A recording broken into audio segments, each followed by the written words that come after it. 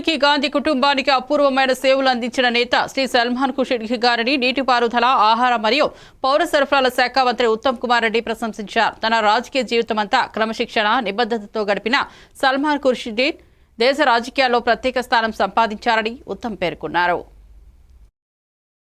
TRS party అధికారంలో ఉన్నప్పుడు ఇదే ప్రోగ్రాం నిర్వహించడానికి అనేక సందర్భాల్లో పోలీసులు పర్మిషన్ నిరాకరించేది. నేను పీసీసీ ప్రెసిడెంట్గా ఉన్నప్పుడు ఇక్కడ ఫ్లాగ్ హోయిస్టింగ్ అయింది, ఇక్కడ మీటింగ్ అయింది, ట్రాఫిక్ డిస్టర్బెన్స్ అయింది.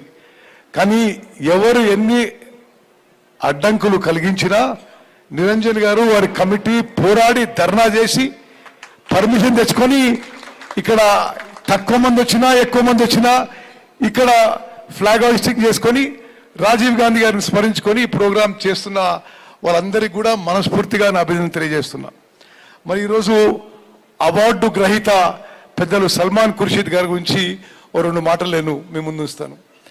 సల్మాన్ ఖుర్షీద్ గారు నాకు వ్యక్తిగతంగా కూడా బాగా పరిచయం, మంచి స్నేహం కూడా ఉంది. వారు నేను ఇప్పుడు ఇద్దరు సెంట్రల్ ఎలక్షన్ కమిటీ కాంగ్రెస్ పార్టీకి ఇద్దరు సభ్యులు, తరచుగా ఢిల్లీలో ఈ మీటింగ్స్లో కూడా కలుస్తుంటాం. సల్మాన్ ఖుర్షీద్ గారు వారి కుటుంబం బహుశా భారతదేశంలో రాజకీయ కుటుంబాల్లో ప్రముఖ కుటుంబాలు ఒకటని చెప్పడం ఇది నిస్సందేహం. వారి తాతగారు జాకీర్ హుసేన్ గారు భారతదేశానికి 3వ రాష్ట్రపతిగా మంచి పేరు తెచ్చారు. ఒకే పోర్ట్ఫోలియోకి ఎక్స్టర్నల్ అఫైర్స్ మినిస్టర్గా తండ్రి కొడుకులు ఉన్నది సల్మాన్ ఖుర్షీద్ గారు, వారి తండ్రి గారు. So mentioning that probably only you and your father have been holding the same portfolio in the government of India. Both of you were external affairs ministers in different times.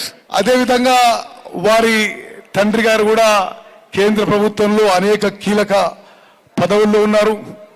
వారి తండ్రి గారు గోవాకి, కర్ణాటకకి, మహారాష్ట్ర గవర్నర్గా ఉన్నారు. గత 10 ఏళ్లలో టిఆర్ఎస్ పార్టీ అధికారంలో ఉన్నప్పుడు ఇదే